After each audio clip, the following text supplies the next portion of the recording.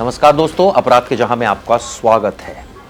खबर सोनीपत पानीपत से है, यानी कि एक ऐसी महिला के बारे में आपको बताता हूं जो साइको किलर है, जिसको सुंदर बच्चियां अच्छी लगती थी और वो एक एक करके सबका मर्डर करती जा रही थी।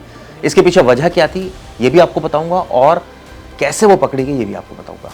ये जो आप स्क्रीन पर देख रहे हैं, दरअसल इस महिला का नाम है पूनम। 2019 में इसकी शादी हुई नवीन से। 2022 में इसका बच्चा पैदा होता है और उसके बाद 2023 से लेकर 25 तक, यानी इसी साल दिसंबर तक इसने एक मर्डर किया।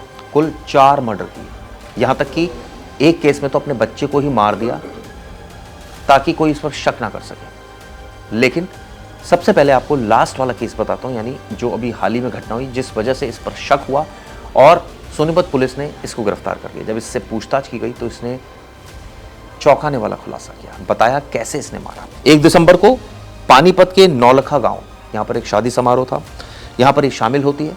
शादी में 6 साल की मासूम उसकी जेठानी की बेटी विधि भी आई हुई थी।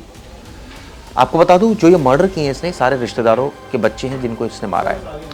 बच्ची की खूबसूरती देख पूनम को फिर दोबारा लगा कि क्यों ना इसका मर्डर कर देना चाहिए और पूनम ने बारात वाले दिन पहले बारात को जाने दिया और उसके बाद 6 साल की मासूम को टब में डुबो कर मार डाला। आप सोचिए कितनी निर्मम तरीके से मार डाला। और उसके बाद जब पुलिस आई मौके पर, बच्ची का शव देखा तो पुलिस को शुरुआत में ऐसा लगा कि डूबने की संभावना कम थी, जितना पानी था, तो उनको शक गया। जब बाथरूम का दरवाज़ा भी बाहर से बंद था ये भी साफ हुआ, तो फिर ये हुआ कि अगर कोई घटना को अंजाम देगा तो वो अंदर से बंद करेगा, अगर वो खुदकुशी करेगा तो। लेकिन ये साफ था कि किसी ने इसको मारा है। किसने मारा है इसकी जांच में पुलिस लगी। आसपास के सीसीटीवी देखे, घर में पूनम आती जाती हुई दिखाई दे रही थी। जब सीसीटीवी चेक किया, उससे पूछताछ की तो पुलिस के रोंगटे खड़े हुए। उसने बताया कि उसी ने मारा है और उसके बाद एक एक करके उसने सारी घटनाओं का उल्लेख किया, कैसे कैसे उसने मर्डर किया। तो आप सोचिए कि शुरुआत में पुलिस एक्टिव नहीं रही, शुरुआत में परिवार वाले एक्टिव नहीं रहे। अगर शुरुआत में इस महिला के ऊपर निगाह रखी जाती तो शायद इतनी हत्याएं नहीं होती, लेकिन ऐसा हुआ नहीं। जब पूछताछ की गई तो पूनम ने पूरा सच उगल दिया और बताया कि विधि के अलावा भी उसने पहले 3 बच्चों को मौत के घाट उतारा है। अपने बच्चे को भी मौत के घाट उतारा है। कैसी कैसी माँ है जिसने अपने बच्चे को ही मार डाला और उसके बाद एक एक करके दूसरे बच्चे को मारती चली गई। इसके बाद जब पुलिस ने पूरी जांच की तो इससे पूछताछ की गई और इसने बताया कि उसको डर था कि परिवार रिश्तेदारी में कोई उससे खूबसूरत ना हो। उसको इस बात का डर था और जो भी उससे खूबसूरत होता था उसको लगता था कि शायद उसकी ज़्यादा चलेगी या उसकी ज़्यादा सुनी जाएगी, इस वजह से वो उसको मार देती थी। इसने ये पूछताछ में बताया। अब उसको अदालत के समक्ष पेश किया गया, जिसके बाद अब इस पूरे मामले की जांच आगे बढ़ रही है। दरअसल इसकी गिरफ्तारी के बाद कई अजीबोगरीब किस्से भी सामने आ रहे हैं। आपको बताता हूँ किस्से क्या है कि बच्चों की हत्या से पहले वो होशो हवास खो देती थी और उसके बाद इस घटना को अंजाम देती थी। उसके बाद कई ऐसी चीज़ें आई हैं जिसमें वो मुस्कुराती जश्न मनाती हुई नजर आ रही है। इस तरह की भी घटनाएं सामने आई, यानी कि बिल्कुल नॉर्मल हो जाती थी। शुरुआत में वो होशोवास खो देती थी और उस वक्त वो घटना को अंजाम देती थी, बाद में उसका जो मेंटल स्टेट था वो बिल्कुल चेंज हो जाता था।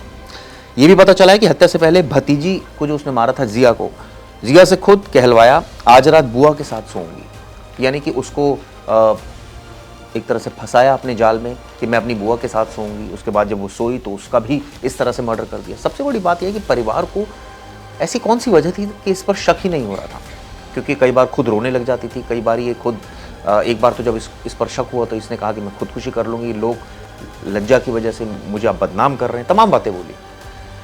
शायद लोगों को लगा कि ये सच ही बोल रही होगी और आप सोचिए कि सच्चाई ये थी कि झूठ बोल रही थी वो। शादी के माहौल में ये भी पता चला है कि गुमसुम रहती थी, इस वजह से भी इसको शक हुआ कि ये ज़्यादा नहीं बोलती थी। फंक्शन में नाचने को कहो तो ये मना कर देती थी। इस तरह की थोड़ी सी एक आइसोलेटेड पर्सनालिटी थी ये कहा जाए तो।